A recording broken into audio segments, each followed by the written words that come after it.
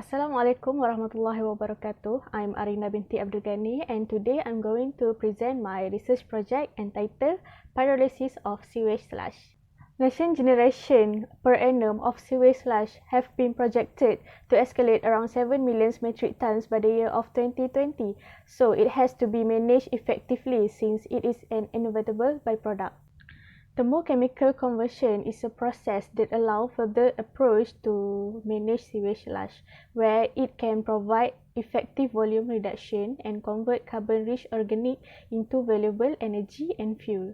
Pyrolysis is one of the thermal decomposition process which run at a high temperature that can be classified into slow, fast and flash pyrolysis. It is an emerging technology that can produce a range of products such as bio-oil, biochar, syngas and ash that is useful for renewable energy and other applications. The objective of this study is to determine the effect of pyrolysis temperature towards the product and yield because pyrolysis temperature is the most critical parameter that controls the pyrolysis yield. The second objective is to determine the pyrolysis behavior by thermogravimetric technique. Now, we move to the problem statement. The disposal of the sewage sludge is difficult because it contains microorganisms and harmful substances such as heavy metal, polybiodegradable organic compounds, bacteria and viruses. There is conventional method in managing the sewage sludge such as landfilling and agricultural. However, this is not the best solution because lack of land space and rising in environmental and health concern. So, better technology for the treatment or disposal of sewage sludge is needed with the rising volume of municipal wastewater produced by urban communities. In this study, proximate ultimate thermogravimetric analysis and pyrolysis were conducted. The proximate analysis comprised of the physical test on the moisture content, volatile matter, fixed carbon, and ash content in the sewage sludge. The moisture analysis commenced from the result of the weight loss after the sample was dried at 105 degrees Celsius for 24 hours to evaporate the water content. And then the dried sample were combusted at 950 degrees Celsius for 3 hours and the weight loss was measured. Volatile matter was determined based on the weight loss after heated for 7 minutes at 950 degrees Celsius, while the fixed carbon was calculated by the equation 100 minus volatile matter minus the ash. For ultimate analysis, the content of carbon, hydrogen, nitrogen and sulfur was determined by using Vario-EL cube and oxygen was calculated by difference. Thermogravimetric measurements of sewage sludge was performed on TGA DSC analyzer. A sample weight of 18 mg was used for the thermogravimetric analysis of the sewage sludge under the nitrogen flow rate of 15 ml per minute and heating rate of 100 degrees Celsius per minute for 30 degrees Celsius to 900 degrees Celsius. For pyrolysis experiment, 5 grams of sewage sludge was used in each run. Different pyrolysis temperature were studied, which is 450, 550 and 650 degrees Celsius. Nitrogen was fluxed for 10 minutes at 0.5 liter per minute flow rate prior to analysis. The volatile produced from the sewage sludge pyrolysis will pass through 3 consecutive condensers and the incondensable liquid will be collected in the condenser while the condensable gas will pass through the filter and collected in the Tedder bed, while the biochar will be retrieved from the reactor after the pyrolysis process. The proximate analysis mainly focused on the important behavior of the thermochemical properties of the sludge, the suitability of the sludge to become the source of fuel. The data for the proximate analysis was presented in Table 1. The moisture content was considered high, particularly for combustion process. High amount of moisture will make the combustion less effective due to high energy usage. So, to undergo thermochemical process, it was preferable for the sewage sludge to undergo drying process. The volatile matter and fixed carbon are considered as the most important criteria in thermochemical conversion. The volatile component is to indicate the capacity to extract valuable organic product for application like fuel.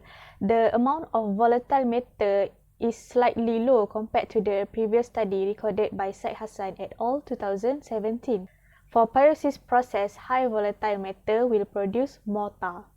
The ultimate analysis conducted to determine the percentage of the carbon, nitrogen, hydrogen and sulfur of the sewage sludge.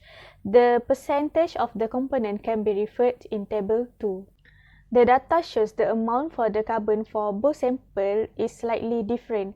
The percentage of carbon for sample 1 is 47%, which is higher than sample 2, which is 43.4%.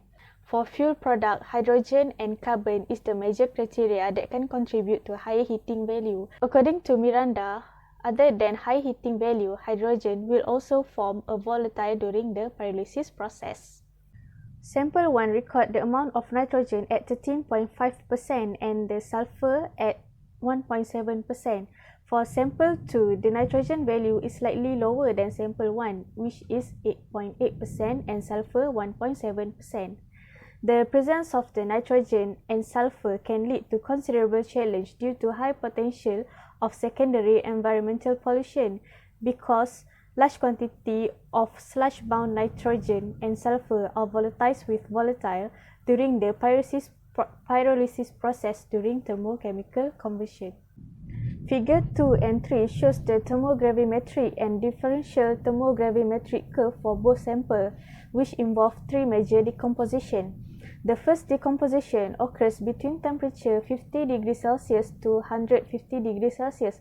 However, for sample 2, there is minor decomposition due to some untraced contamination, and the major decomposition occur in the range temperature between 200 degrees Celsius and 550 degrees Celsius. According to Said Hassan et al. 2017, minor decomposition occurs at temperature 200 degrees Celsius to 300 degrees Celsius due to easily biodegradable organic matter and dead organism, while the main decomposition occurs between the temperature 300 degrees Celsius and 450 degrees Celsius, caused by organic polymers that derive from natural polymers in the original sludge or result from their biological stabilization.